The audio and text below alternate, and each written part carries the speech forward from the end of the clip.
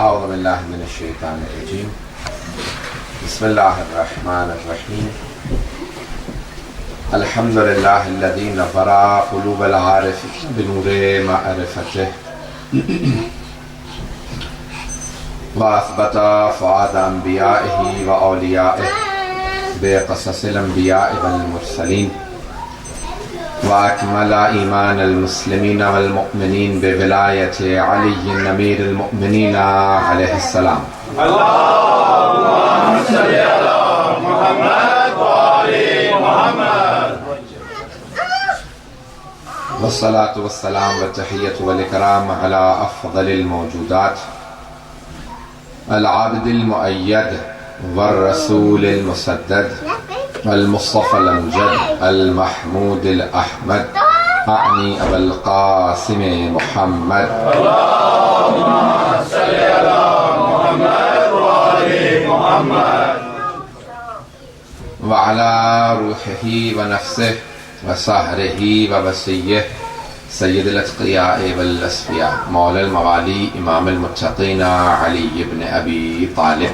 اللهم صل على محمد وآل محمد وعلى اوصیائه لا سیما بقیة اللہ فی الارضین روحی وارواح العالمین لتراب مقدمه الفدا واللعنة الدائمة على أعدائهم أجمعين من الآن إلى قيام يوم الدين.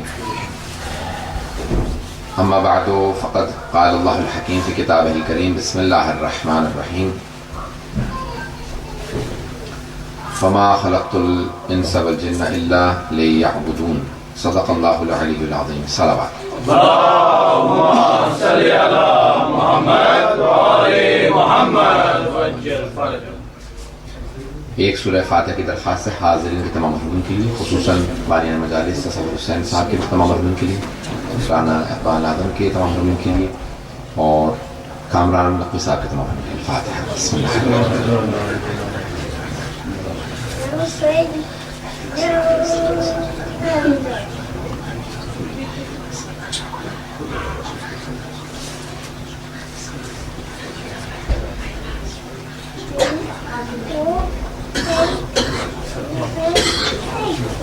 صلاة محمد علیہ. اللهم صل على محمد وآل محمد. میرا آپ در تمام برادران کے درمیان پہلا اتفاق ہے. مجھے اندازہ نہیں کہ آپ لوگ کتنی دیر مجلس سننے کے عادی ہیں، اور انگلش میں آپ لوگوں کے لیے زیادہ مناسب ہے یا دونوں میں یا اردو میں، صرف اردو میں یا انگلش اردو میں؟ I'll start off with English for a few minutes, and if you're comfortable then I'll continue for another probably 5-10 minutes, otherwise then I'll transfer to Urdu. Today, the 15th of Jamad al-Ula, according to some traditions, is the Wiladat of Imam Zainul Abidin alayhi salatu wasalam. Allahumma salli ala Muhammad wa ali Muhammad wa'ajjal farajah. The Imam whose name is Ali, and he is Ali ibn al-Hussein, Ali the son of Hussein. And we have a proof from the fourth Imam himself that Imam Hussein alayhi salam named all of his sons Ali. Well, in the court of Yazid himself, la'natullahi alayhi, asked the fourth Imam, who are you? I thought we killed all men. He said, Ana Ali ibn al-Hussein, I am Ali son of Hussein. He said, but I thought Ali ibn Hussein was killed in Karbala. He said, that was my brother Ali Akbar. Then he said, there are heads of all men, but there is a head of a child. He said, that is my other brother Ali Asghar. He said, did your father not find another name? Why did he name all of his sons Ali? He said, my father used to say, even if I had 100 sons, I would name all of them Ali. You see, Yazid's father, Muawiyah, used to have envy against Imam alayhi salam. He was envious towards Imam Ali. He had jealousy and hatred for Imam alayhi salam. and he did not like hearing the name Ali. And hence Imam Hussain alayhi salam named all of his sons Ali. So when in the court of Muawiyah and Yazid, people ask, who are these people? They will all say Ali, Ali, Ali.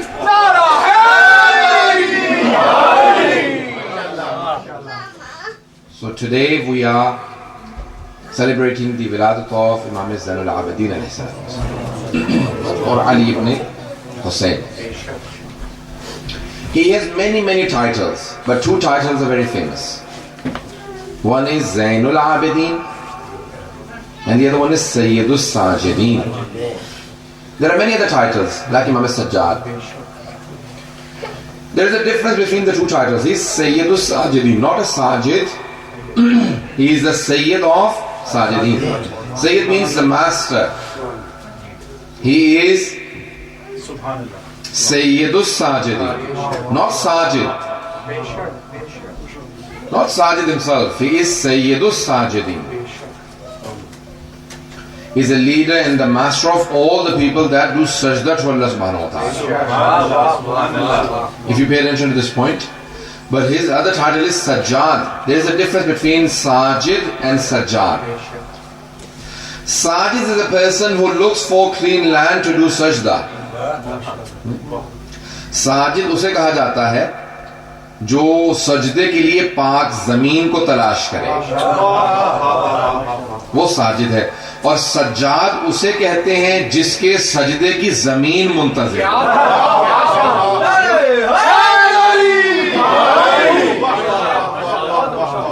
And Sajjad is the one for whom the earth waits for his sajda. Subhanallah, Subhanallah. And on the day of judgment, the earth will boast that Sajjad prostrated upon me.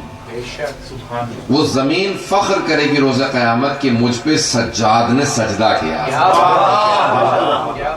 There is a difference between Sajid and Sajjad. Imam Sajjad alayhi salam, he is Sayyidus Sajidin and he is Zainul Abidin. Many years ago there was an article in The Guardian in 1994, if I'm not mistaken, when the first translation of Sahifa Sajjadiyah came out in English by William Chittick.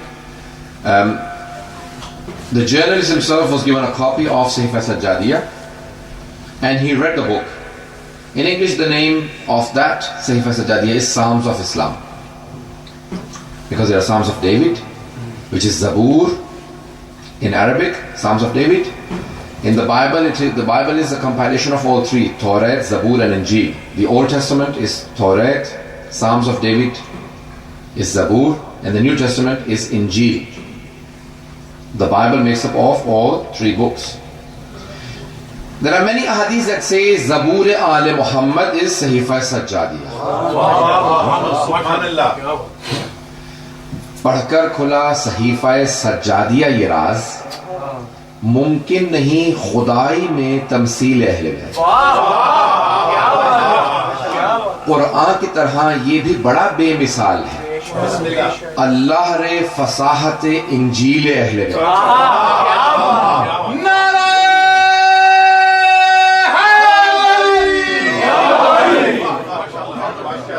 I will not translate that into English due to the time constraint, but this Sahifa Sajjadiyah is known to be Zabur Al Muhammad. Imam Sajjad compiled 60 du'as he performed. You see, why did he say du'as? Paying attention, everyone? The Imam alayhi salam wanted to give sermons, just like his father and grandfather and his uncle. Imam khutbah dena chahte the, but he had the army of Yazid controlling his sermons. उनके खुतबों पे पाबंदी थी, खुतबा नहीं दे सकते, आप कैदी हैं, रुक जाए. The Imam said, you can stop me from giving sermons, but you cannot stop me from doing du'as.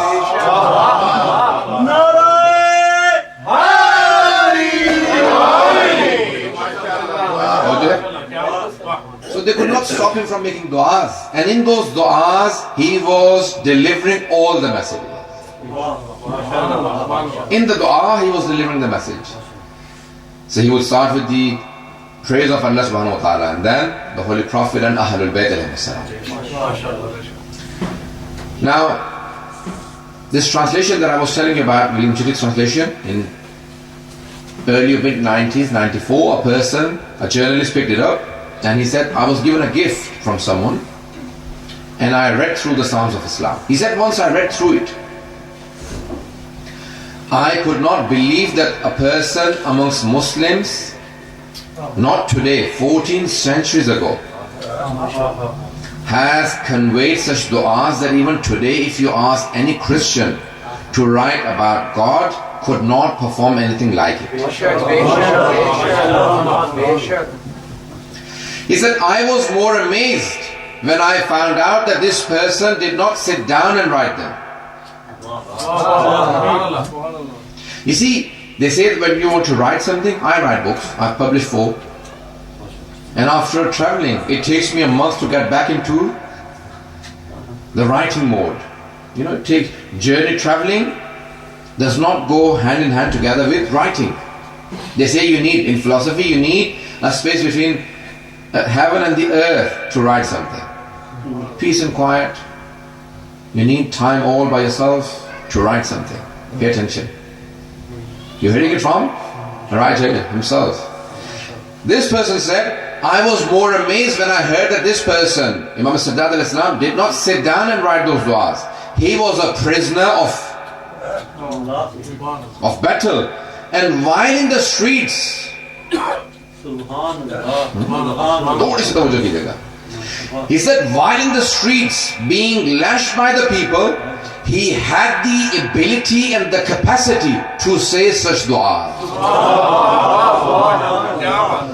قید سلاسل میں ہوتے ہوئے تازیانوں کے سائے میں کسی ایک ایسے شخص کا دماغ اتنا کام کرتا تھا کہ حالات اس کے اعصاب پہ، اس کے نروز پہ اثر انداز نہیں ہو رہے تھے. وہ دعائیں ایسی مانگ رہا تھا کہ جیسے خدا سے مستقیم بات کر رہا.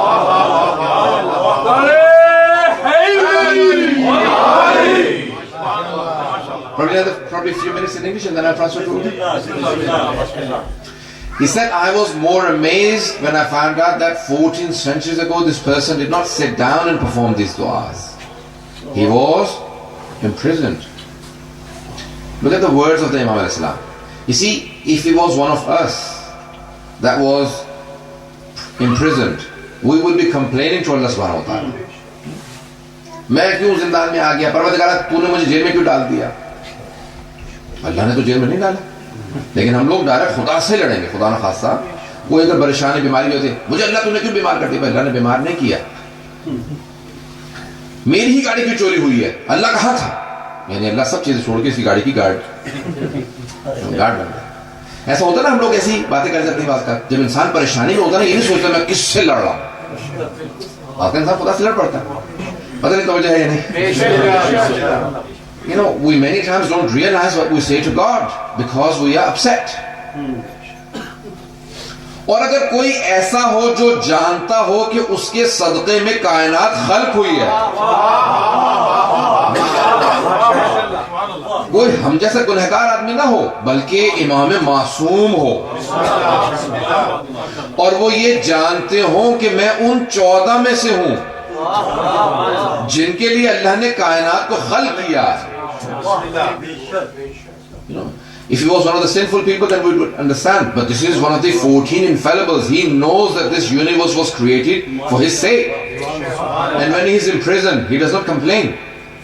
He says, Ya Allah, how shall I thank you enough? I ask for time alone with you. پتہ نہیں توجہ ہے یا نہیں. امام سجاد کے الفاظ کیا فرماتے ہیں؟ پروردگارہ میں تیرا کیسے شکر ادا کروں. 7ویں امام کی 4تھے امام کے الفاظ ہیں کہ تیرا کیسے شکر ادا کروں. میں زندان میں ہوں، شکوہ نہیں، شکر کیسے ادا کروں. میں نے تجھ سے تنہائی مانگی تھی.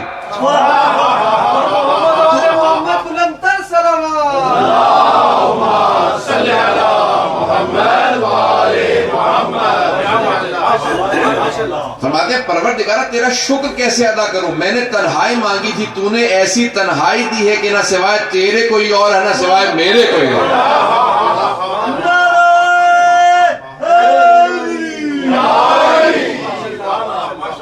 توجہ ہے نا ذرا نگران میں. کتنی عجیب و غریب کیفیت ہے عزیزان گرامی. ہم لوگ اگر اچھے ہوں تو منفی سے منفی نکالتے ہیں, مثبت سے مثبت نکالتے ہیں, نیگیٹو سے نیگیٹو نکالتے ہیں, پازیٹو سے پازیٹو. اور جو بہت برے ہوتے ہیں نا وہ پازیٹو میں سے بھی نیگیٹو نکالتے ہیں. ایسا ہوتا ہے یا نہیں ہوتا؟ صرف کیڑے نکالنے کی حوصلوں کی عادت ہوتی ہے, ہمیشہ ہر چیز میں سے کیڑا نکالیں گے عزیزان گرامی. لیکن نیگیٹو میں سے پازیٹو نکالنا یہ امام معصوم کا کام ہے کہ جتنی منفی چیزیں اس میں سے بھی پازیٹو نکالنا. یہ نہیں کہتے کہ پروردگار زندان ہے, کھانے کو نہیں ہے, یہاں لائٹ نہیں ہے, میں کھڑا نہیں ہو سکتا. تیری نماز کے لیے رکوع سجود قیام تینوں چیزیں لازم ہیں, میں قیام نہیں کر سکتا. امام کا قد لمبا تھا, زندان کی ہائٹ کم تھی, امام سیدھے نہیں کھڑے ہو سکتے تھے. لیکن کہا پروردگارا مجھے کوئی شکوہ نہیں ہے, کیونکہ جتنا اس عبادت میں لذت لے رہا ہوں. عبادت میں لذت, پتہ نہیں میں بات پہنچا رہا ہوں. عبادت میں لذت. دیکھیں ہمیں کھانے پینے میں لذت ہوتی ہے, دنیا کو دیکھنے میں آنکھوں سے لذت ہوتی ہے. یہ کیسا پہاڑ ہے, یہ کیسا دریا ہے, یہ کیسی جھیل ہے, یہ کیسی روڈ جا رہی ہے, کیسا انسان اچھے سینری دیکھتا ہے تو انسان کی آنکھوں کو لذت محسوس ہوتی ہے. اولاد کو دیکھتا ہے لذت محسوس ہوتی ہے. میں چھٹے امام سے پوچھا نا کہ مولا دنیا کی چیز ہے, کہا انسان کا اگر بیٹا ہو, آنکھوں کے سامنے جوان ہو اور آنکھوں کے سامنے چلتا پھرتا رہے, سب سے بڑی لذت اسی کا نام ہے. کہ مولا دنیا کی سب سے بڑی مصیبت کیا ہے؟ کہ جب وہی جوان بیٹے آنکھوں کے سامنے مر جائے. تو امام نے کہا سب سے بڑی مصیبت ہے. اب کیسے جملے کو میں نے پیش کر دیا کیونکہ امام کی حدیث تھی. عزیزان گرامی, چوتھے امام اسلام فرماتے ہیں کہ عبادتوں میں بھی لذت ہے. پتہ نہیں میں پہنچا پا رہا ہوں یا نہیں, تھوڑا سا غور کیجیے گا. عزیزان گرامی, ہمیں لذت زبان سے کسی ایسی سے گفتگو کرنے میں محسوس ہوتی ہے جس سے انسان محبت کرتا ہو, چاہتا ہو. اولاد سے انسان چاہتا بات کرتا ہے. ایسا ہوتا ہے نہیں جس کو آپ بہت عقیدت سے ملتے ہو, بہت محبت سے ملتے ہو, اس کا مقام رتبہ بہت زیادہ ہے. جب گفتگو کرتے ہیں تو کیا چاہتے ہیں؟ میری کمپنی ان کے ساتھ بیٹھے ہوئے جتنی لمبی ہوتی چلی جائے, جتنی گفتگو کروں. ایسا ہوتا ہی نہیں.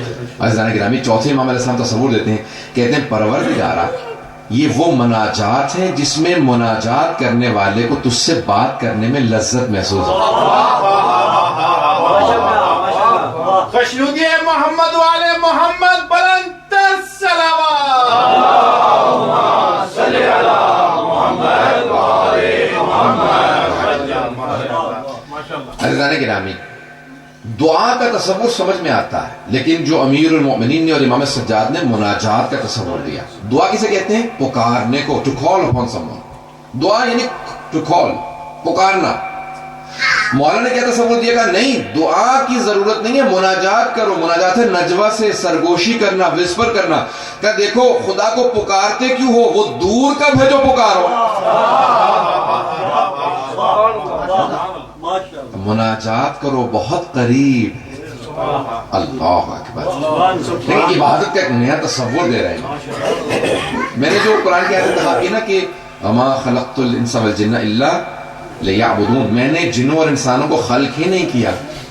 جن والانس الا وما خلقت الجن والانس الا لیعبدون, میں نے جنوں اور انسانوں کو خلق ہی نہیں کیا سوائے ایسے کہ میری عبادت کریں. عزیزان گرامی, اب بہت سے لوگ سمجھتے ہیں کہ نماز عبادت ہے, روزہ عبادت ہے, حج عبادت ہے, خمس و زکوٰۃ عبادت ہے, لیکن یہی عبادت نہیں ہے.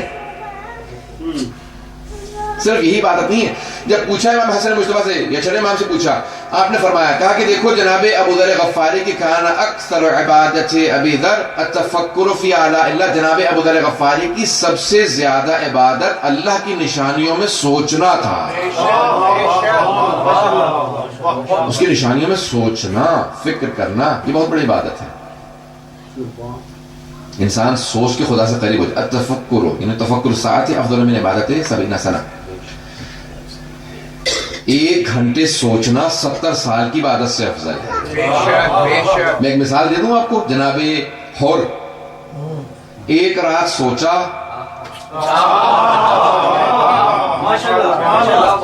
70 سال کی عبادت سے افضل. ایک اور جگہ پہ 70,000 سال کی عبادت سے افضل. وہ تفکر, وہ سوچ, وہ کنٹمپلیشن, وہ پونڈرنگ, وہ سوچ اور تھنکنگ جو انسان کو جہنم سے جنت میں لے جائے, وہ 70 سال نے 70,000 سال کی عبادت سے افضل. حضرات گرامی سوچنا. اب آئیے ذرا دیکھیے امام کی زندگی کے کئی پہلو ہیں. اب آپ لوگ جتنی دیر تک سنیں گے میں اتنی دیر تک پیش کروں گا. اور میں نے ایک علمی موضوع لیا ہے. میں فرسٹ ٹائم آپ کے پاس آیا تھا تو مجھے آپ لوگوں کا اندازہ نہیں تھا کہ آپ لوگ کیا سننا پسند کریں گے. تو میں علمی میں نے موضوع کر لیا ہے. عبادت کے ایک علمی پہلو کو پیش کرنا چاہتا ہوں. اور اب سید الساجدین امام زین العابدین علیہ السلام کی مجلس یعنی ان کی ولادت تھا, اس لیے میں نے جو کچھ پہلو سوچے ہیں وہ پیش کروں گا. امید ہے کہ انشاءاللہ لوگ اس میں کچھ نہ کچھ نئے آپ کے لیے پہلو ہوں گے. عزیزان گرامی, عبادت کا تصور امام سجاد دے رہے, عبادت کا تصور ایسی کوئی عبادت نہیں کر سکتا. اہل سنت والجماعت کے راوی ہیں, بہت بڑے راوی ہیں سیدنا مسیب. وہ کہتے ہیں کہ میں بیٹھا ہوا تھا, مدینے میں قحط پڑ گیا تھا. کربلا کے بعد قحط یعنی ڈراؤٹ, بارش نہیں ہو رہی. سب پریشان تھے. سارے مدینے والے مسجد نبوی میں جمع ہو گئے. کہ پروردگارا ہم گنہگار ہیں. راوی کہتا ہے شاید آل رسول پہ اتنا ظلم کر دیا تھا کہ پھر بارش رک. یزید نے مدینے پہ حملہ کیا تھا, مدینے مسجد نبوی میں گھوڑے باندھ دیے تھے. مانتا تو تھا نہیں. بہت سے لوگ کہتے ہیں کہ نہیں ائمہ اہل بیت کو نہیں مانتا تھا. نہیں, ایسا اللہ رسول کو نہیں مانتا تھا. قرآن کی بے حرمتی کرتا تھا, رسول خدا کا تمسخر معاذ اللہ استغفر اللہ رب اللہ. تو مسجد نبوی میں اس نے گھوڑے باندھ دیے. تو اس کے بعد کیا ہوا کہ پھر ایک قحط پڑ گیا. تھوڑا سا غور کیجیے گا.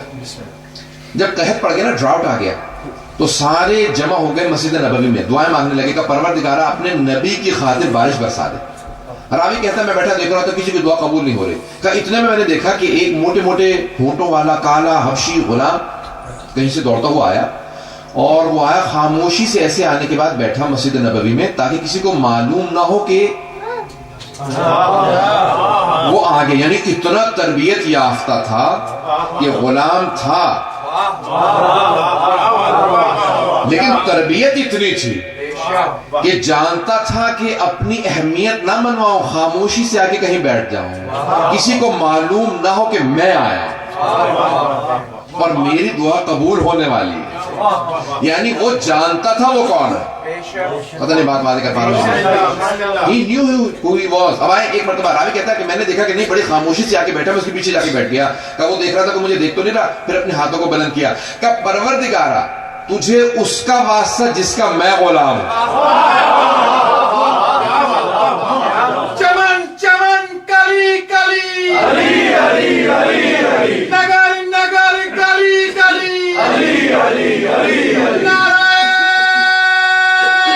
حیدری, مشروطیہ محمد والے محمد بلند تر صلوات. اللہم صلی علی محمد والے محمد. عزیزان گرامی, واسطہ دینا یہ سب کی روش رہی ہے. خود رسول خدا جناب ابو طالب ان سب کی روش ہے, واسطہ دے کے دعا مانگے. تو اس غلام نے کہا پروردگارا تجھے واسطہ اس کا جس کا میں غلام ہوں, مدینے والوں پہ بارش برسا دے. راوی کہتا ہے کہ ابھی اس کے ہاتھ نیچے نہیں آئے تھے کہ ایک مرتبہ بارش برسنے لگی. کا خاموشی سے اٹھا اور جانے لگا تاکہ کسی کو پتہ نہ چلے میری دعا قبول ہوئی. کتنا مقام ہے اس کا.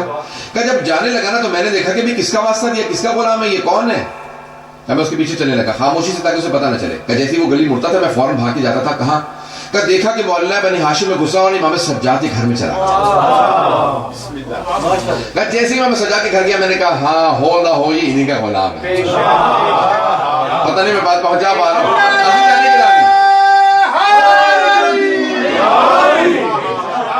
عزیزان گرامی, جس کے غلام ایسے ہوں ان کا اپنا مقام کیا ہوگا. یہ امام سجاد علیہ السلام تھی. کہ اس دن تو بارش تھی, میں چلا گیا. سید المسیب کہ اس دن میں چلا گیا. اور راوی کہتا میں چلا گیا, لیکن چند دنوں بعد واپس آیا. امام سجاد کے دروازے پہ دستک دی. کہ فرزند رسول اگر کچھ مانگو عطا کیجئے گا. کہ جو مانگو کہ عطا کروں گا. کہ مولا آپ کو غلام چاہیے. مولا نے کہا سب غلاموں کو بلاؤ. تاریخ میں سب سے زیادہ غلام خرید کے آزاد امیر المومنین نے کیے. 1000 سے زیادہ غلام آزاد کیے. رسول خدا نے اول اسلام سے کہا غلام آزاد کرنا سب سے بڑا کام ہے, ثواب کا کام. کتنے گناہوں کا کفارہ غلام آزاد کرنا. اسلام میں پہلے دن سے کہا غلاموں کو آزاد کرو. غلام مت بناؤ، غلام خرید کے آزاد کرتے رہو. لوگوں کو آزاد کرنے کا تصور دیا، غلام بنانے کا نہیں. پتہ نہیں بات پہنچا پا رہا ہوں.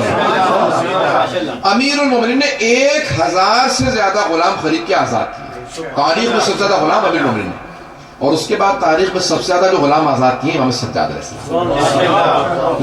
سب سے زیادہ کیا کرتے تھے امام سجاد؟ امام سجاد یہ کام کرتے تھے کہ کثرت سے غلام خریدتے تھے. اب غلام جو ہوتا تھا اس کا کھلانا پلانا، اس کا رکھنا، رہائش، کپڑے وغیرہ سب مالک کی ذمہ داری ہوتی تھی. تو امام غلام خریدتے تھے، تربیت کرتے تھے، ٹریننگ کرتے تھے، آزاد کر دیتے تھے. اور ان کے آزاد کردہ غلام معاشرے کے سب سے افضل مؤمن ہوتے تھے. جس کے غلام ایسے ہوں وہ امام کیسے ہوں؟ اب رابعہ یہ کہا کہ مجھے غلام چاہیے آپ کا. امام نے کہا سب غلاموں کو بلاؤ. سارے غلام آ گئے. کہا کہ آپ کو غلام چاہیے. مولانا نے کہا جس غلام کو کہو گے وہ دے دوں گا. نہیں، وہ جو غلام مجھے چاہیے وہ نہیں. وہ چھپ رہا تھا. امام نے کہا بلاؤ. وہ آئے. کہا یہی غلام چاہیے. امام نے کہا ٹھیک ہے لے جائے. اس غلام نے ہاتھوں کو بلند کیا. کہا پروردگارہ تو جانتا ہے میں نے تجھ سے وعدہ کیا جب تک زندہ رہوں گا سید سجاد کے در پہ رہوں گا، یا تو میرے اس وعدے کو پورا کر دے یا پھر مجھے موت دے. راوی کہتا ہے کہ بس یہ کہنا تھا کہ مجھے موت دے دے. ایک مرتبہ زمین پہ گرا، جب ہلا کے دیکھا مر چکا تھا. کہا میں نے پوچھا مولا سے مولا یہ کون تھا؟ کہا یہ مستجاب الدعوات تھا. عربی میں کہتے ہیں مستجاب الدعوات. دعوات دعا کی جمع ہے، یعنی جس کی ہر دعا قبول ہوتی ہو. نہیں پہنچا پایا. مستجاب جس کی ہر دعا مستجاب ہوتی ہو. The one whose every prayer is accepted, granted to him. جس کی ہر دعا قبول ہوتی ہو اسے مستجاب الدعوات کہتے ہیں. جو غلاموں کو تربیت کر کے مستجاب الدعوات بنا دے اسے زین العابدین کہتے ہیں.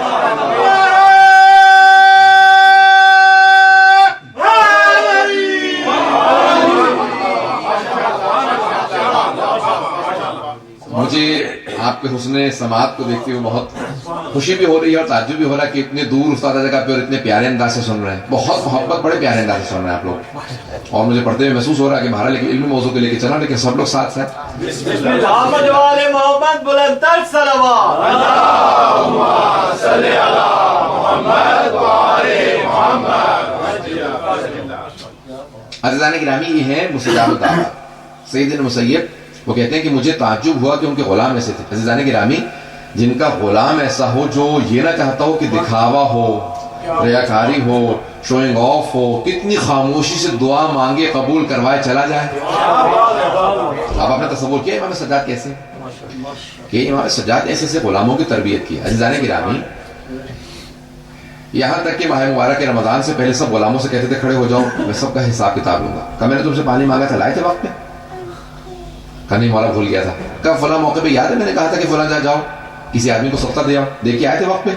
یعنی مولا بھول گیا تھا. دیکھیں تربیت کر رہے ہیں نا، غلاموں کی تربیت کر رہے ہیں. سارے غلاموں کو کھڑا کرنے کے بعد سب کو ان کی غلطیاں گنوائیں کہ آپ سب کے سب کہو کہ سید سجاد آپ ہم پہ کرم کیجئے خدا آپ پہ کرم کرے گا. جو نمائندہ الہی ہو، جو جانتا ہو کہ میری وجہ سے سب کچھ ہے کائنات میں، لیکن کیونکہ اپنے غلاموں کی تربیت کر رہے تھے تو کہا دیکھو دوسروں پہ جب کرم کرو تو خدا تم پہ کرم کرتا ہے. سچ سکھا رہے ہیں کس انداز سے، پتہ نہیں بات پہنچا پا رہا ہوں. ان کو تربیت کرتے ہوئے کہتے ہیں کہا کہ دیکھو یہ کہو کہ پروردگارہ اگر معاف بھی کر رہے ہو نا، کہ پروردگارہ میں نے تیرے ایک بندے کو معاف کیا تو مجھے معاف کر دے. انداز امام علیہ السلام کا. آئیں ذرا کچھ دعاؤں کے نمونے پیش کرنا چاہتا ہوں، کچھ چند مثالیں آپ کے سامنے پیش کر دوں. عزیزان گرامی اب امام علیہ السلام پہ پابندیاں تھیں. دعا صرف مانگ سکتے تھے، خطبے نہیں دے سکتے تھے. تو امام نے کیا کیا؟ دعاؤں کے ذریعے سے وہ باتیں پہنچائی ہیں کہ آج 21st سینچری کے اندر لوگ وہ باتیں سمجھ رہے ہیں. 20th سینچری کے اندر جانے کے بعد ایک بات 70s میں 1970s میں تقریباً 40 years بیک ایک سائنسدانوں نے ایک ایکسپیریمنٹ کیا کہ بھئی سمندر بہت گہرے ہیں، اوشنز are very deep. جتنے زمین کے اوپر پہاڑ ہیں نا اونچے اونچے، اس سے زیادہ اونچے پہاڑ سمندر کے اندر ہے. پھر وہ گہرائیوں میں گئے، پھر اوشن میں انہوں نے نیچے جا کے دیکھا کہ وہاں بھی مچھلیاں ہیں. کب؟ 20th سینچری میں. غور کیجئے گا 20th سینچری میں 20ویں صدی میں جانے کے بعد انہوں نے دریافت کیا کہ بہت چھوٹی چھوٹی مچھلیاں وہاں پہ بھی ہیں. پھر پریشان ہونے لگا جب یہ مچھلیاں نیچے ہیں اور یہ تو اوپر آ نہیں سکتی, اتنے اوپر آتے میں تو ان کو کئی مہینے لگیں گے, چھوٹی مچھلیاں, بہت چھوٹی مچھلیاں, پھر یہ آکسیجن کہاں سے لیتی ہیں؟ کیا بات ہے, ڈسکوری چینل پہ پورا دیکھ رہا تھا پروگرام, انہوں نے کہا کہ 70s میں آ کے دریافت ہوا کہ یہ اوپر تو آ نہیں سکتی, اگر اوپر آنا چاہیں تو لہروں کا زور اتنا, ویوز اتنی تیز ہے کہ یہ مر جائیں گی, یہ کٹ جائیں گی, ختم ہو جائیں گی, مر جائیں گی, اور نیچے تو پانی ہے, یہ اوپر نہیں آتی تو آکسیجن بغیر مچھلی زندہ نہیں رہ سکتی. تو انہوں نے پھر بہرحال بہت تحقیق کی, تو وہاں سے ان کا زمین سے بعض کا آکسیجن اٹھتی ہے, وہ گریب کر لیتی ہیں, بعض کا ان کی اپنی سکن سے آکسیجن نکلتی ہے, وہ گریب کر لیتی ہیں. زمین کے تہ کے اندر, گہرائی کے اندر کچھ سبزیاں ہیں, کچھ ایسے پودے اگتے ہیں, وہاں سے آکسیجن نکلتی ہے. پتہ توجہ ہے یا نہیں ہے؟ 60s اور 70s میں انہوں نے دریافت کیا تھا. 20ویں صدی کے اندر جانے کے بعد 20th سینچری میں دریافت ہوا کہ وہاں پہ کچھ مخلوقات ہیں اور وہ وہیں پہ آکسیجن پاتی ہیں. چوتھے امام کی دعا ہے صحیفہ سجادیہ میں, امام فرماتے ہیں تعریف اس خدا کی جس نے سمندروں کی گہرائیوں میں بسنے والی تمام مخلوقات کو وہیں پہ ہوا پہنچائی ہے.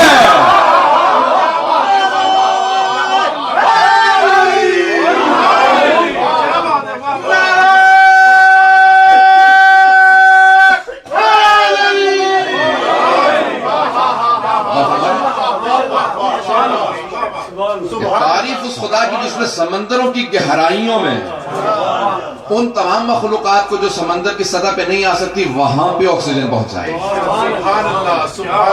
عزیزان گرامی, میں 2002-3-4 میں نے مسلسل کیلیفورنیا میں 4-5 سال ماہ رمضان 30 دن پڑھتا تھا.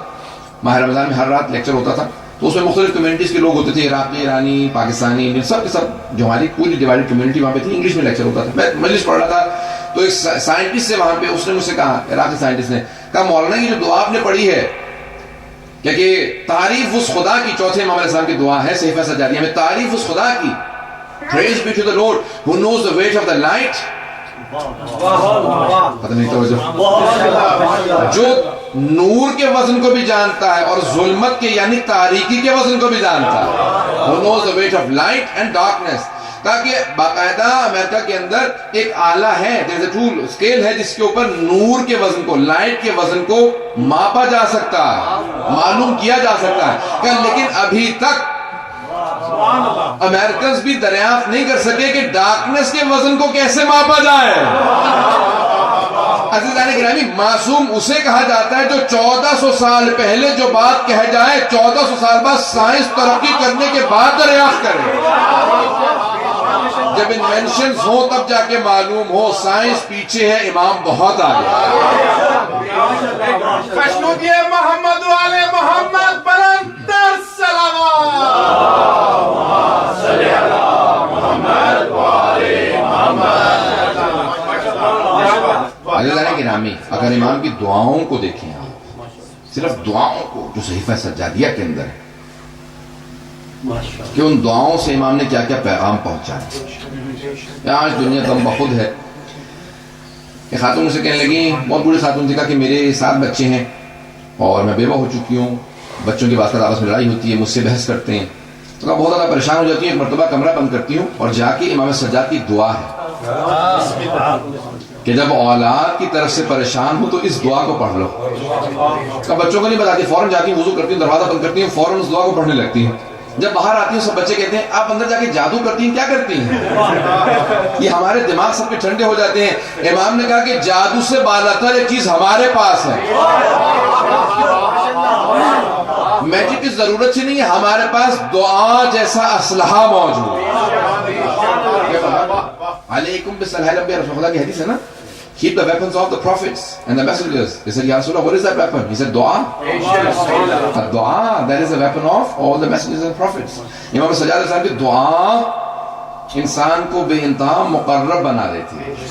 عزیزان گرامی, یہ دعائیں ان کی عادت ڈالیے. عزیزان گرامی, انسان جب دعا مانگتا ہے نا, تو دیکھیے دعا ایک فلسفہ ہے, کیسا اس کا پیش کرنا چاہتا ہوں. انسان مانگتا اس سے ہے جس کو معلوم نہ ہو کہ میری ضرورت کیا ہے. مانگتا تو انسان اسے سے نا جس کو معلوم نہ ہو کہ ضرورت کیا, بھئی یہ ضرورت ہے, وہ مت دیجئے, یہ دیجئے. یا کہے کہ نہیں جو دیا ہے نا میں بتاتا ہوں مجھے زیادہ ضرورت کس چیز کی ہے، مجھے جو آپ دے رہے ہیں اس کی ضرورت نہیں ہے، اس چیز کی ضرورت ہے۔ جو انسان کی ضرورت کو صحیح نہ سمجھتا ہو انسان اس سے مانگتا ہے۔ آیا یہ دونوں چیزیں خدا پہ سوچنا جائز ہے؟ نہیں، خدا جانتا ہے کہ ہمارے لیے بہتر کیا ہے، خدا جانتا ہے ہماری ضرورت کیا ہے، اس کے باوجود بھی اس نے خود سے کہہ دیا ادعونی استجب لکم، مانگو تو صحیح میں عطا کروں گا۔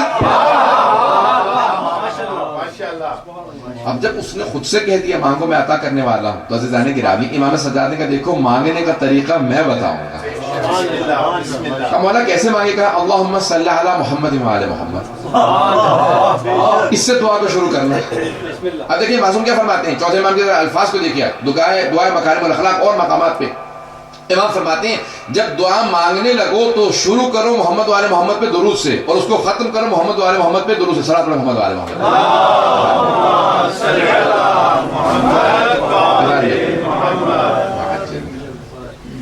یاد میں محمد باردی کے صلوات،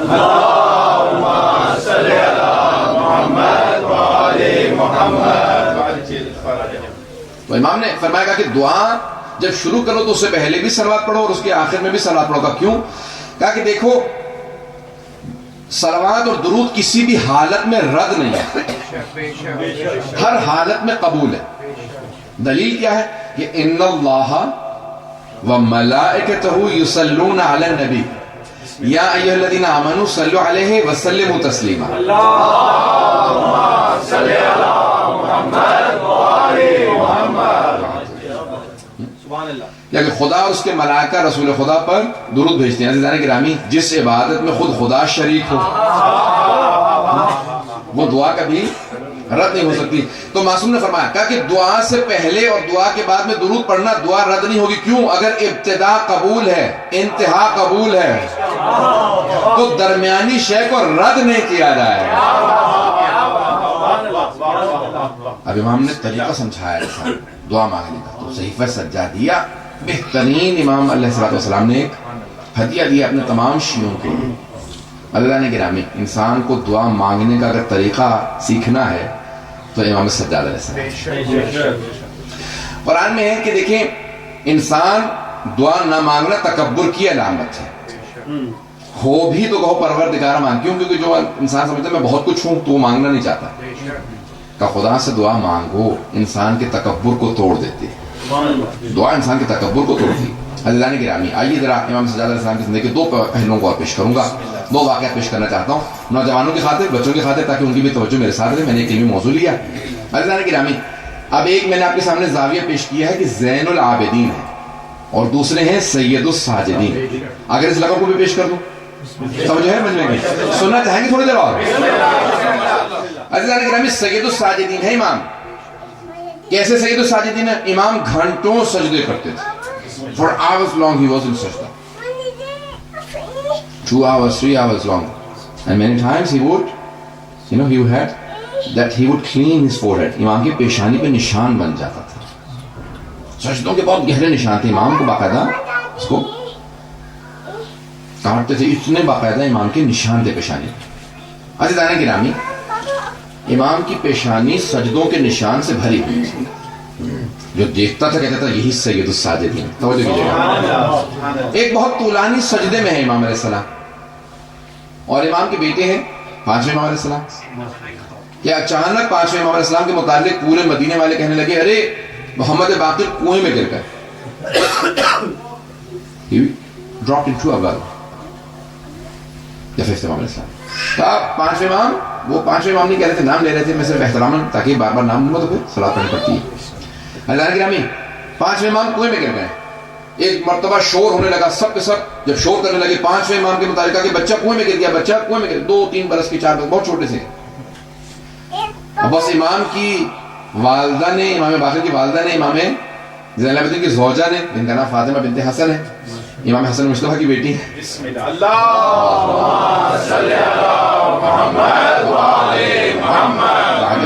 سارا مجمع غور سے سننے کا اس جملے کو۔ عزیزان گرامی امام کی بیٹی ہیں، امام کی پوتی ہیں، امام کی بھتیجی ہیں، امام کی بہو ہیں، امام کی زوجہ ہیں، امام کی ماں ہیں، امام کی دادی ہیں، ہر طرف سے امامت میں ہے، لیکن آخر ماں ہے. بس کان میں آواز جانی تھی میرا بیٹا کنویں میں گر کے رونے لگی، تڑپ کے رونے لگی، اور روتی ہوئی فوراً چوتھے امام کے پاس آئیں. اے میرے سرتاج، اے میرے آقا، اے میرے مولا، ہمارا بچہ کنویں میں گر گیا.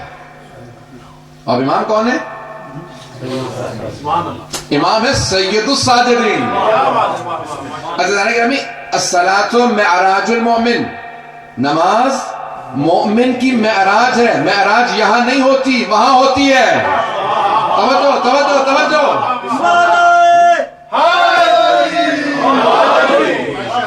معراج کہاں ہوتی ہے؟ معراج کسے کہا جاتا ہے؟ اسینشن کو کہتے ہیں نا معراج. تو معراج یہاں نہیں، وہاں ہوتی ہے. عزیزان گرامی، نماز کی معراج سجدہ، اور سجدے کی معراج سید الساجدین کا سجدہ. عزیزان گرامی، چوتھے امام سجدے میں ہیں، آپ کی زوجہ رو رہی ہیں، امام کا سجدہ طولانی تر ہوتا چلا جا رہا ہے، طولانی تر ہوتا چلا جا رہا ہے. He is prolonging his sajda. When he comes out of the sajda, he says, what happened? کیا بات ہے، آپ کیوں اتنا رو رہی ہیں؟ کہ آپ کو آواز نہیں آ رہی تھی؟ امام نے کہا کہ آپ نے غور فرمایا نا، میرے پیغمبر نے، میرے جد نے، ہمارے جد نے فرمایا ہے کہ یہ وہاں ہوتا ہے سجدہ. میرا جسم یہاں ہے، میں یہاں نہیں ہوں، تو میرے کان میں آواز نہیں آتی جو میں خدا کی بارگاہ میں ہوتا ہوں. تو روتے روتے کہنے لگی، آپ کی زوجہ نے فرمایا ہمارا بچہ کنویں میں گر گیا ہے. کہا آرام کیجئے، پریشانی کی بات نہیں، بس امام کا کہنا تھا. کہ آپ کی زوجہ نے فوراً آنسو صاف کر لی. کیوں؟ جان کی چھین یہ ضامن ہے، جان کی تھی یہ ضامن ہے، حجت خدا ہے، امام وقت ہے. امام چلنے لگے. اب میں اپنے الفاظ میں پیش کروں گا. امام کا چلنا تھا، زمین قدم کے بوسے دینے لگی، آسمان سر پہ سایہ کرنے لگا، کائنات سے لبیک کی آوازیں آنے لگی، ہر انسان راستہ دینے لگا. امام کا چہرے سے نور آ رہا تھا، ہر طرف سے لوگ ہٹنے لگے. کہا کہ مولا آپ کا بیٹا کنویں میں گر گیا. امام نے کہا ہٹو. راستہ تو ایک مرتبہ آواز دی. کہا کہ پانی میری امانت کو لوٹا دے. سارے مدینے والوں نے دیکھا کہ پانی ابھرنے لگا. امام نے فوراً اپنے بیٹے کو پانی سے اٹھایا. سب نے گواہی دی کہ محمد باقر پانی کے اندر نہیں، اوپر بیٹھے تھے.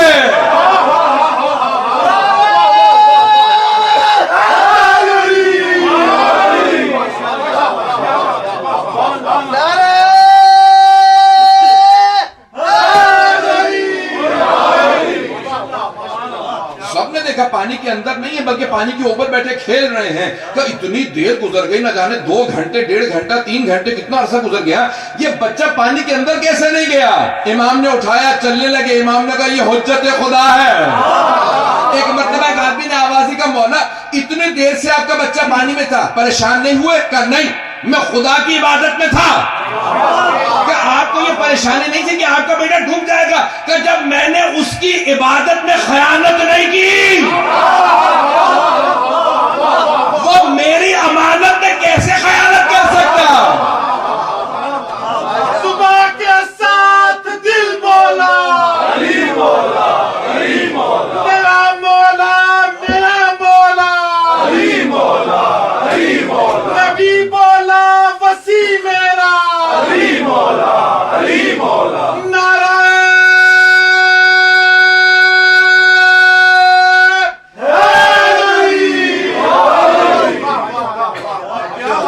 مولانا صاحب کی دراز عمر کے لیے بلند تر صلوات.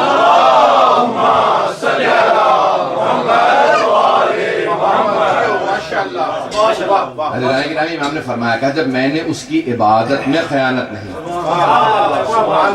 تو وہ پھر میری امانت میں کیسے خیانت کر سکتا؟ یہ میری امانت ہے. اللہ اکبر. یہ عبادت، یہ سجدہ اس کی امانت تھا، میں نے خیانت نہیں کی. جیسا سجدہ کرنا تھا ویسا ہی کیا. کما حق ہو، سجدے کا حق وہی ادا کر سکتے ہیں. عزیزان گرامی، اور وہ کیوں نہ سید الساجدین ہوں جس نے کربلا سے مسلسل سجدے کیے ہوں. میں ایک جملے کو پیش کروں گا. عزیزان گرامی، پوری دنیا میں چلے جائیں. You know, today there are changes of so many governments. There are civil wars going on in the world. And there are so many new rulers coming into power. Every new ruler says, I can't do anything. There is a civil war going on.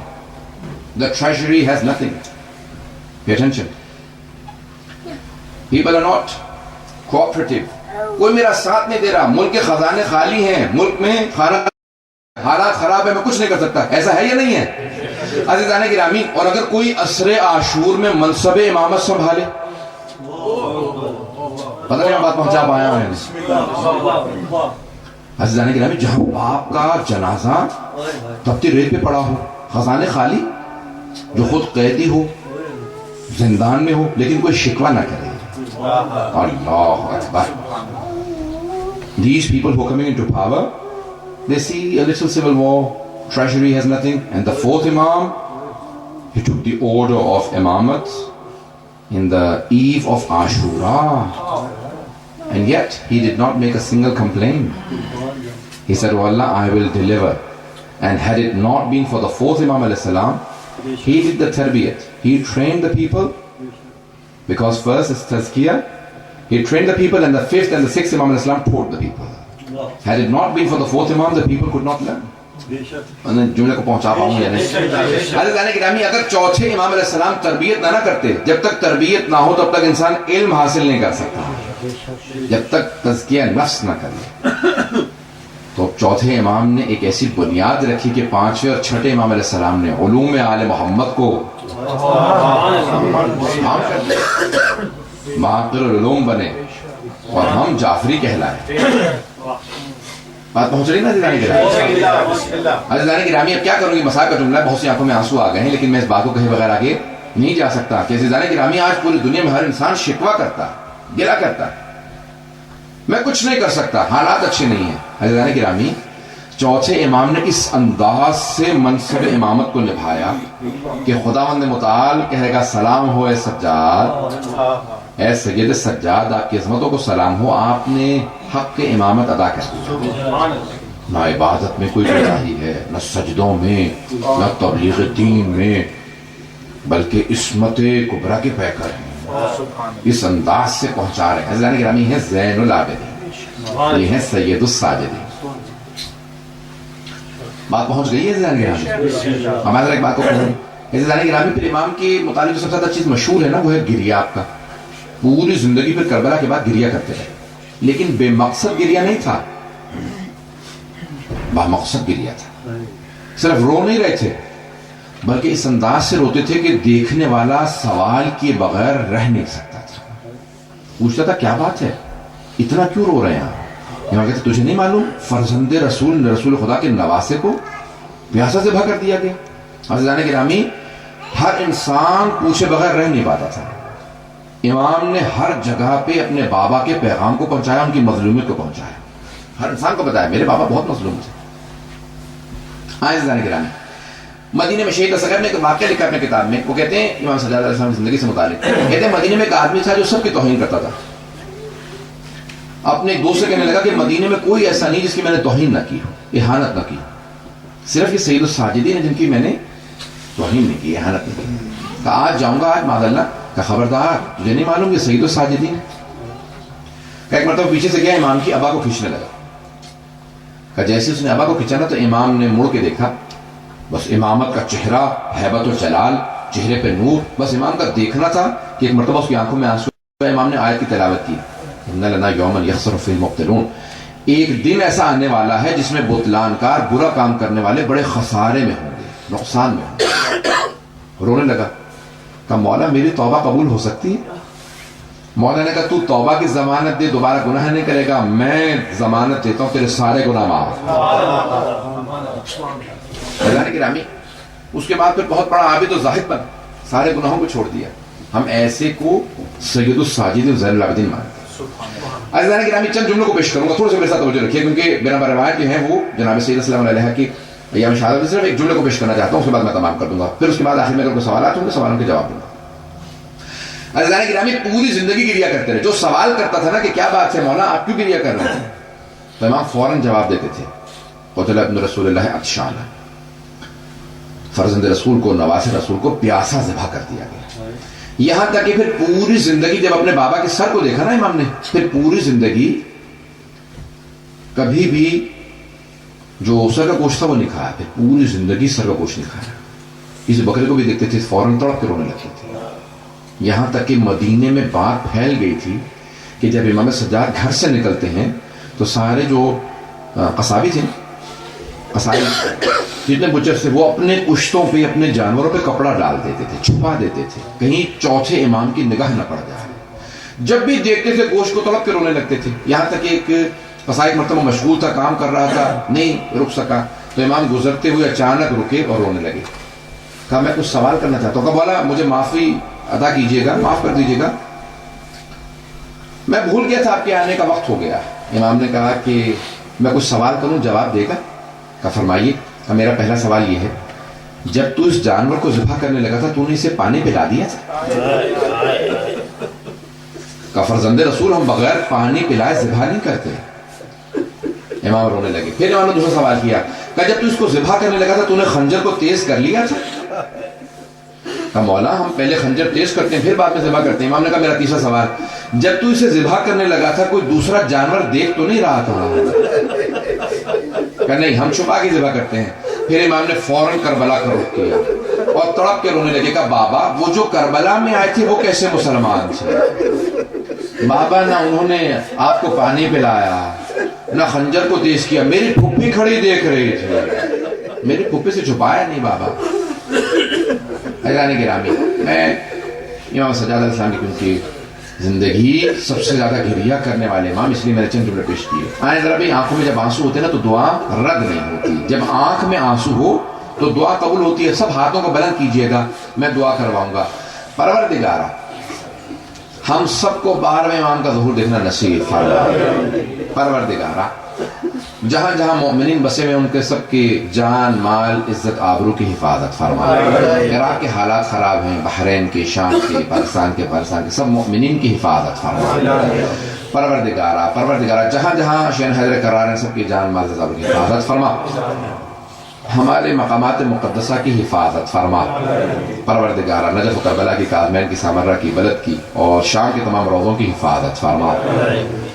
پروردگارا حکومت اسلامی کی حفاظت فرما. اور پروردگارا جتنے بھی ہمارے مومنین جہاں جہاں بسے ہیں سب کی حفاظت فرما. جو مومنین یہاں موجود ہیں سب کی دعائیں مستجاب فرما. کسی کو خالی ہاتھ نہ لوٹا. پروردگارا ایک واسطہ پیش کریں گے. پروردگارا امام سجاد علیہ السلام ہم لوگ عبادت کرتے ہیں نا تو اس کے لیے بھی جانواز بچھا لیتے ہیں، اس کے لیے بھی سجدہ رکھتے ہیں، اس کے لیے ہم کوشش کرتے ہیں کہ ہمارے لیے کوئی آرام دہ جگہ ہو. اور اگر کوئی کربلا سے شام کے راستوں میں کانٹوں پہ سجدے کرتا رہا ہو، اس امام السلام کی عظمتوں کو سلام. و پروردگارا امام سجاد کے پاؤں میں لگے کانٹوں کا واسطہ ہماری ان گنہگار آنکھوں کو امام زمانہ کی زیارت نصیب فرما. پروردگارا جنت البقیع تعمیر ہوتا دیکھنا نصیب فرما. جتنے مومنین مریض ہیں پروردگارا ایک واسطہ دوں گا، بیماروں کے لیے ایک واسطہ دوں گا. میں ایک آپ سے سوال کروں، آپ نے کبھی دیکھا کہ کسی بیمار کو لوگ بستر سے گرا دیتے ہوں؟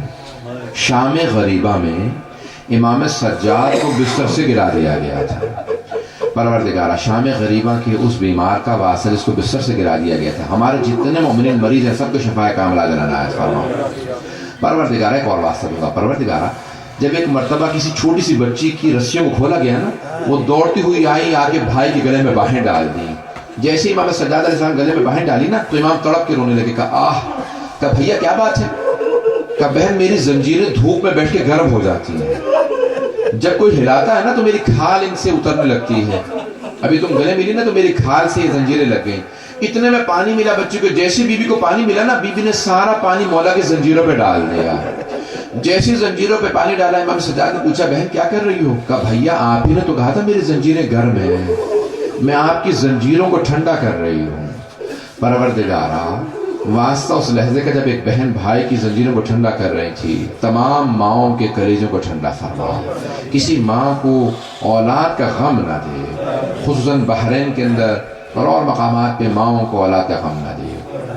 پروردگارا ایک آخری واسطہ دوں گا. پروردگارا جب چوتھے امام اسلام نے اپنے پاؤں سامنے بچھا رکھے تھے نا تو ایک بچے نے پوچھا کہ بھیا کیا بات ہے، آپ نے پاؤں کیوں پھیلا رکھے ہیں؟ کہا میرے پاؤں میں کانٹے لگ گئے، ہاتھوں میں زنجیریں، میں پاؤں سے کانٹے نہیں نکال سکتا. تو ایک بچی نے کہا بھیا میں آپ کے پاؤں سے کانٹے نکال دیتی ہوں. اس بچی نے سارے کانٹے چننا شروع کیے. مولا سے پوچھا مولا کس بات سے رو رہے ہیں؟ کہا میرے ہاتھ زنجیروں میں ہیں, میری بہن کے پاؤں کے کانٹے کوئی نکالنے والا نہیں. جس کو دوسروں کا اتنا احساس ہو وہ حجت خدا ہے, پروردگار ہے. امام مظلوم کی, امام سجاد علیہ السلام کی مظلومیت کا واسطہ جتنے بھی دنیا کے اندر جہاں جہاں پہ لوگ ہیں سب کو اہل بیت علیہ السلام سے آشنا فرما, سب کو دین اہل بیت علیہ السلام کی ماننے کی توفیق عنایت فرما, دشمنان اہل بیت کو نصف و نابود فرما, داعش کو طالبان کو غارت فرما, پروردگار سے مملکت کو ترقی عنایت فرما, خدمت کرنے والے کو توفیق اضافہ فرما. ہم سب کو پروردگارہ اخلاص کے ساتھ خلوص نیت کے ساتھ ان کی خدمت کی توفیق عنایت فرما. ہم سب کے مرحومین کی مغفرت فرما, ان کے درجات کو بلند فرما, ان کی قبروں کو منور فرما. ربنا تقبل منا انك انت السميع العليم بحق محمد وآله الطيبين الطاهرين المعصومين. صلوات.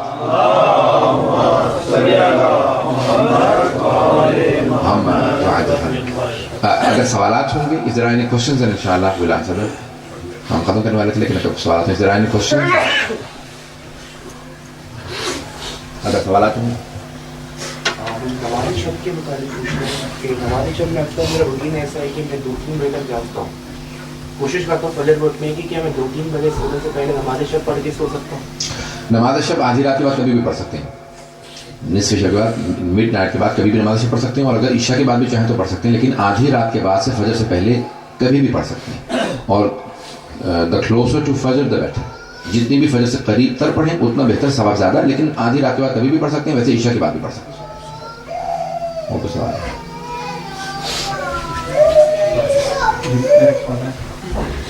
لفظ غصہ, یہ پاک پیغمبر کا فرمانا ہے کہ غصہ حرام ہے. جب آپ معصوم کے لیے غصہ کے لفظ استعمال کر سکتے ہیں جبکہ فعل حرام ہے تو یہ غصہ حرام نہیں ہے, غصہ حرام نہیں ہے. پیغمبر نہیں ہے غصہ حرام ہے. غصے میں قابو کھو دینا, انسان کو قابو نہ رہے اپنے آپ, غصہ نہ آنا یعنی غیرت نہ ہونا, یہ بھی ہے. غصہ آنا چاہیے, وَإِلَّا انسان میں غیرت ہی نہیں ہے. غیرت کی علامت ہے کہ انسان غصہ آئے گا, لیکن غصے میں بے قابو نہ ہو, کہ اسے یہ معلوم نہ ہو, اس کی زبان قابو میں نہ ہو کہ جو چاہے خدا کے خلاف بول دے, جو چاہے ماں باپ کے خلاف بول دے, جو چاہے کسی کے خلاف بول دے. نہیں, قابو ہونا, غصے میں قابو ہونا ضروری ہے. غصہ آنا حرام نہیں ہے, غصے میں قابو نہ ہونا. غصے اور جلال میں کیا فرق ہے؟ بہرحال ایک محترم لفظ غصہ جو ہے عموماً استعمال ہوتا ہے کہ جس کے اندر انسان آپے سے باہر ہو جاتا ہے, اور جلال جو ہے وہ انسان کے کمالات میں سے, اور وہ ائمہ علیہ السلام سے مختص ہے کہ جب وہ آتے تھے وہ پورے اپنے قابو کے ساتھ ہوتے تھے, اور وہ ان کا جس طرح سے امیر المومنین علیہ السلام نے فرمایا. سوال کیا گیا کہ یا علی رسول خدا نے پوری زندگی تلوار نہیں اٹھائی, کیوں صرف جنگ حنین میں تلوار چلائی ہے؟ کہا کہ تم نے قرآن نہیں پڑھا, قرآن میں ہے کہ وما ارسلناک الا رحمۃ للعالمین, ہم نے آپ کو عالمین کے لیے رحمت بنا کے بھیجا. کہ رحمت کا تقاضا یہ ہے کہ تلوار نہ چلائے, لیکن جان کا بچانا واجب ہے. اس لیے جنگ حنین میں کہ صحابہ چھوڑ کے بھاگ گئے تھے اور وہ پیغمبر کو قتل کرنا چاہتے تھے, اس لیے جان بچانے کے لیے پیغمبر نے پھر لوگوں کو مارا, ورنہ پیغمبر تلوار نہیں چلاتے, مارتے نہیں تھے. تب پھر اگر پیغمبر رحمت للعالمین انہوں نے تلوار نہیں چلائی تو پھر آپ نے تلوار کیوں چلائی؟ کہا کہ وہ رحمت الہی تھے, میں جلال الہی.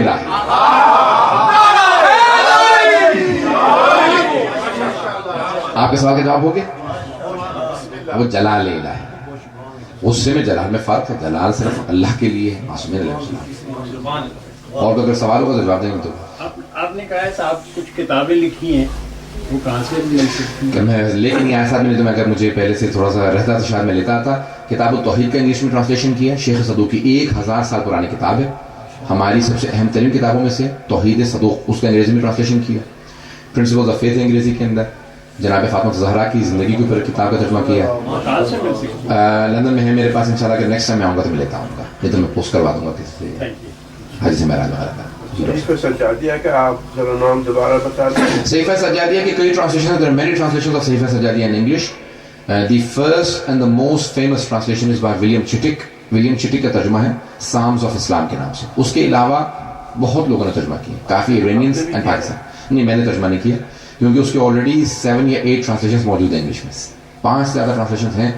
تو امریکہ سے بھی کچھ لوگوں نے, there are a number of translations of Psalms of Islam, Sahifa سجادیہ in English.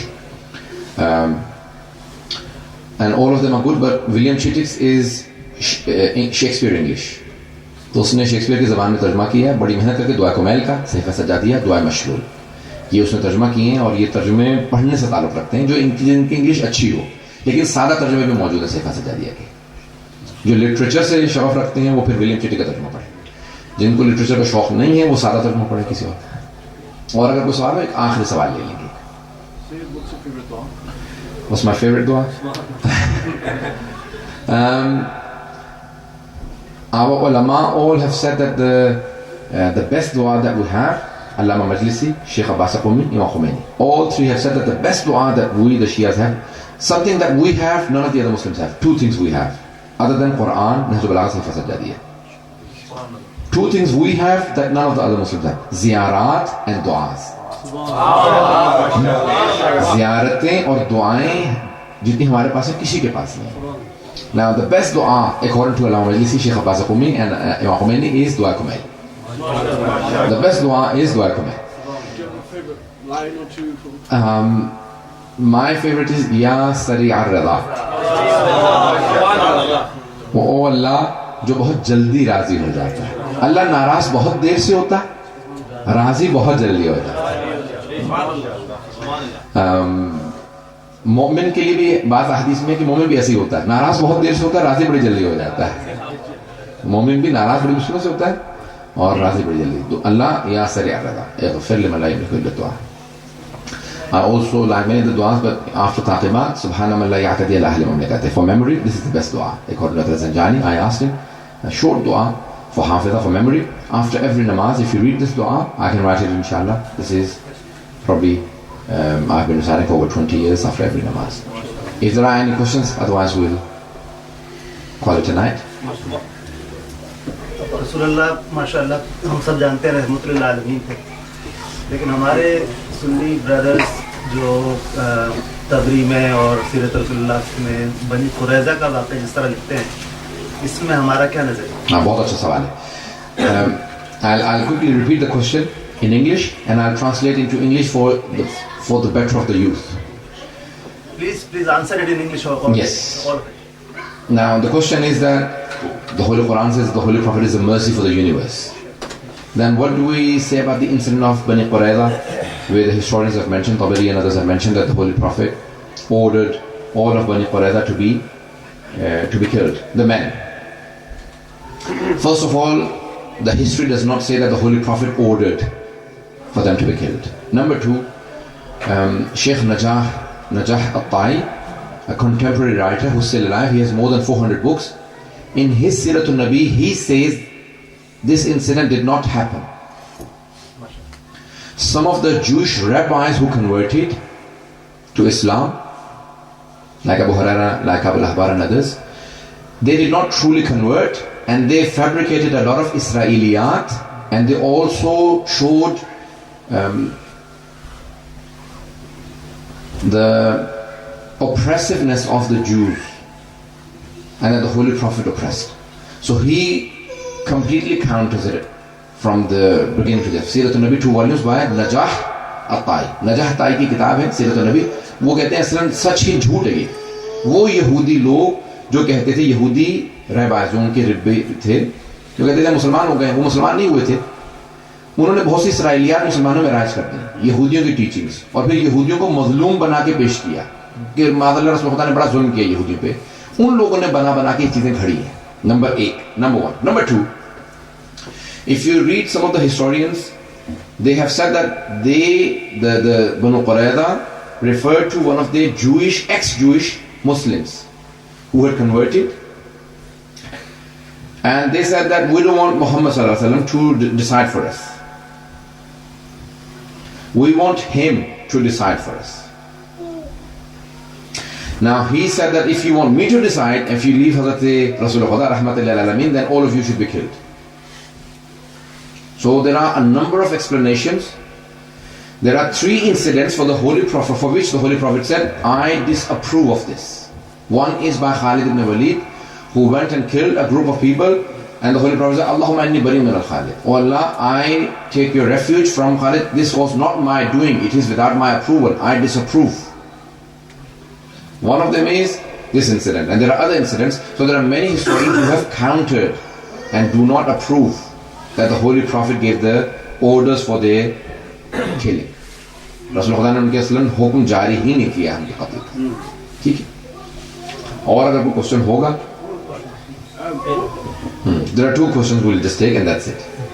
What's, in your opinion, the best book in accordance to the Seerah al-Prophet? What is the best book on the Seerah of the Holy Prophet? There are many different books on the Seerah of the Holy Prophet. If you want a short book, then Sunan al-Nabi by Allama Tabatabai is very good. Allama Tabatabai, very short, but very good. So he picks out all the different qualities of the Holy Prophet, that he never used to spit, he used to, how he walked, he would not hit his feet on the ground, how he, every little thing, every little aspect of his life. What made him Rahmatan lil Alameen? When he was crossing the street, if he ever saw any stones or any branches of the tree, he would move them out with his feet.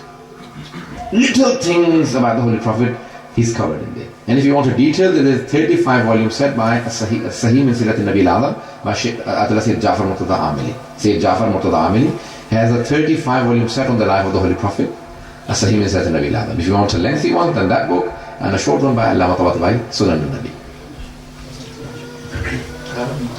आजकल 2 तरह की ideologies को मैं सुनता हूँ लोगों से. एक तो ये कि इमाम ज़माना एक चीज़ ज़बूर के हवाले से वो कहते हैं कि ज़बूर के हवाले से आप कुछ नहीं कर सकते, और जो दूसरे आइडियोलॉजी सुनता हूँ कहते हैं कि आपको रास्ता हमवार करना है, सबको मिलकर रास्ता हमवार करना है. तो इसमें से कौन सी सही है? और अगर तो वाकई ये है कि अगर हमें ही कुछ करना है, जिस जगह हम हैं, तो वो हमें क्या करना है? Okay. Question everyone understands? He's saying that there are 2 ideologies amongst the Shias. One says that we need to pave the way for the Prophet Muhammad Islam. We need to prepare the grounds that he comes. And the other one says that we have nothing to do with the Prophet Muhammad. Okay. You know, when you invite a guest to the house, English mein jawab de do, better hai bachon ke isme kha. Now you invite a guest to your house. And you say, okay, when the guest comes, then we will prepare the food, we'll clean up and we'll do everything. Or when you invite the guest and you know the time, then you start preparing. जब आप एक दावत दे देते हैं ना, तो फिर आप कहते हैं भी हमें तैयारी करनी चाहिए क्योंकि कोई आने वाला है. और कुछ लोग ऐसे होते हैं जब आएगा देखी जाएगी. तो ये अच्छा मेजबान नहीं है. मेजबान अच्छा वो होता है जो मेहमान के आने की तैयारी है.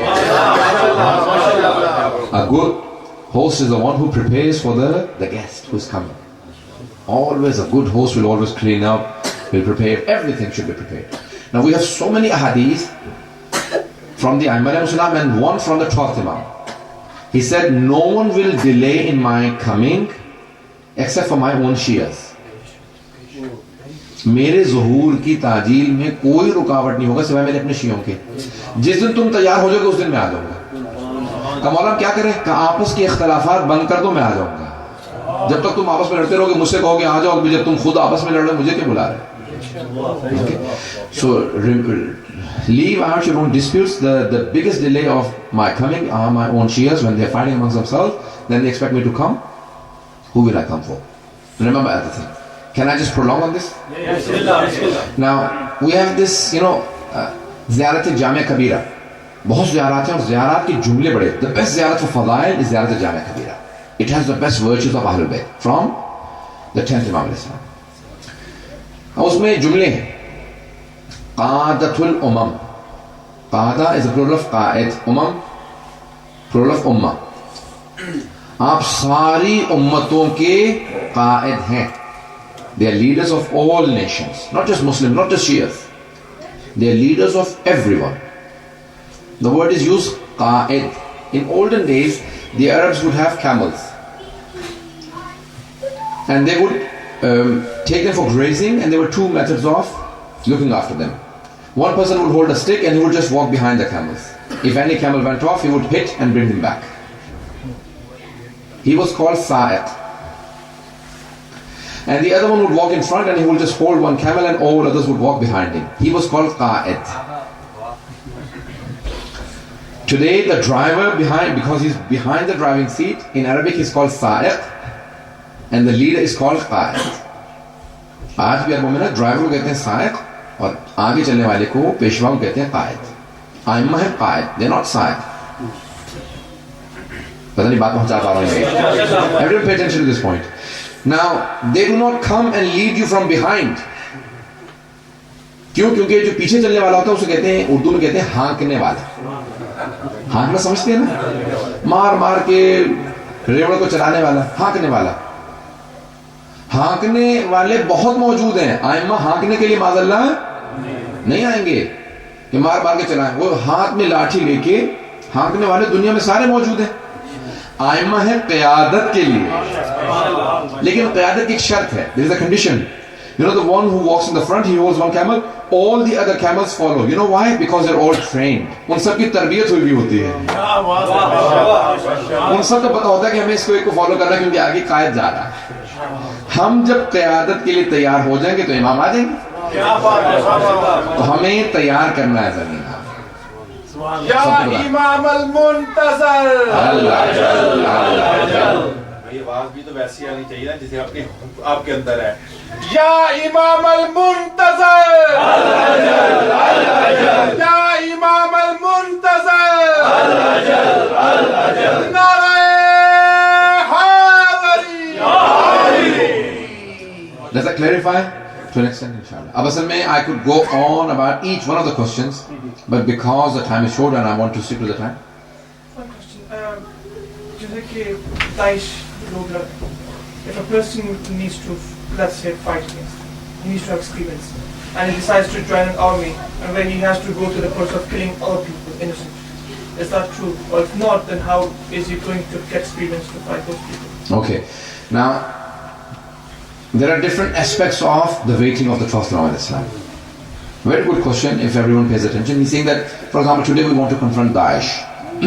First of all, our Maraji, when they announce, they tell you if it is for everyone. When Ayatollah Sistani last year announced, in July, I was there in Iraq, in Karbala, when it was announced on television. And within moments, 30,000 people were queuing up to register. This is the power of the Naib Imam. ہماری نگاہوں کے اندر امام معصوم کے پاؤں کے قدموں کی خاک بھی نہیں ہے. ان کے کہنے پہ ہم اتنی قربانیاں دینے کے لیے تیار ہیں. تو امام معصوم کے لیے کتنا تیار ہونا چاہیے تھا؟ Okay, 30,000 people. And within the next 1 week, over 100,000 people have come out to register. Now, a few 100,000 people came. Now, people started buying tickets in London and said that, you know, we all want to go to Iraq. And Ayatollah Sistani straight away announced that it is not for the people who are outside. Now, number one, the Imam al-Islam's army, there are alhamdulillah many Muslim countries, many Shia countries, many people with training. So, he will have an army and there will be enough of those. Number two, he would need people in all walks of life. You're all in the army of the Imam al-Islam, one in IT, one in engineering. In all different fields, the Shias should be the best. Okay? The follower of the Prophet Imam al-Islam has the responsibility of learning and providing and distributing the knowledge. The Imam al-Islam will, and our Marajis and the leadership will tell you the responsibilities and duties. In these countries, our duty and responsibility is to learn, to acquire knowledge, to become businessmen, to become knowledgeable, and to distribute that, to spread that. اور دوسروں تک پیغام پہنچائیں and take this message to other people. I promise you that most of our neighbors will have a complaint against on the Day of Judgment that none of these people ever delivered the message of the 12th Imam to us. I still remember in 93, 94, a friend of mine who converted, he became a Muslim, he said, you know what, if I had died, you were in the same college, I would have held your collar on the Day of Judgment and said, oh Allah, he was in the same college but he never once told me about Ahlul Bayt. And that's what, pushed me towards learning or going to home. And we are all responsible for not delivering the message to others. So we must learn good enough ourselves and then deliver to the other wider community. And I promise you, there is more acceptability in Europe and in North America than any of the Muslim countries. They do not have the true teachings of Ahlul Bayt. Had they the true teachings, if we had only 5 people like Salman, Abu Dharr, Miqdad, Ammar, Malik, Ashtar, the entire Newcastle would convert within the next 5 minutes, within the next 5 years. Within the next 5 years, they would convert everyone because they would live up to the standards of Ahlul Bayt. وہ اپنے کردار سے ثابت کرتے ہیں. ہم لوگوں کے کردار کو دیکھنے کے بعد لوگ دور ہو جاتے ہیں. ہم اپنے کردار سے لوگوں کو قریب کریں اہل بیت علیہ السلام کے. Most of the people that have converted to Islam, if you ask them, they have no research. Most of the people, no research, no background study. It's only and only the good conduct of Muslims that has impressed them and have brought them to Islam. I was in a hospital and this lady came, elderly woman, her knee had gone through surgery. She came and she said, "Can I shake hands with you?" I was in my dress. So usually with my Abba I shake hands, and I did not have my Abba, I just had my Papa. I said, "I'm sorry, I can't shake hands." She said, "No, it's okay." I was in the hospital for my knee surgery, and this lady had this thing, she couldn't say hijab. She couldn't say scarf. She said this lady was covered, and every day she would cut an apple for me and bring it to me. So I said, "Why did you do that?" She said, "Because my father is here, and our scholars have told us that the neighbors have a right. You are my father's neighbor in the hospital." And she said, "That day I decided to shake hands with the Muslim scholar because they've preached the true religion." It is our akhlaq that impresses. The Holy Prophet's akhlaq brought everyone to Islam. So good conduct. But the teaching is up to the Western bit, obviously, but the Middle East, Iraq, Syria, and Bahrain, those people that know it were still suffering, and the masjid still wouldn't help them in normality, practically, it wouldn't help them. So how would you go and confront those people without any experience or anything? Well, at the moment the Iraqi government has taken up arms against the Daesh and they're fighting, and also there are other nations that are helping them. So all of those people who are taking the front line, they have to have training. They don't just take anyone in. They train them and then they send them to the front line. In Bahrain, it is not possible at the moment.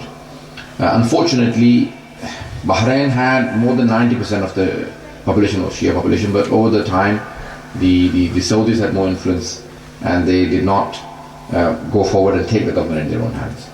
And now they're oppressing. Wherever there are Shias in government, Shias in power, they would not oppress. Everyone has the right to practice their own religion. Even non-Muslims have a full right. Go to Iran, you'll have Jews and Christians and Zoroastrians practicing their own religion.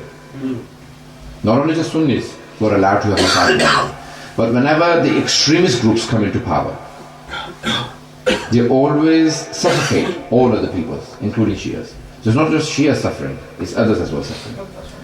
So obviously there are responsibilities and duties, and obviously it will take time before Bahrain comes out of the mode it is in. It will take another probably 4 or 5 years minimum, if things carry on as they are. If there is a massive change in the Saudi regime or in America, then it may happen earlier.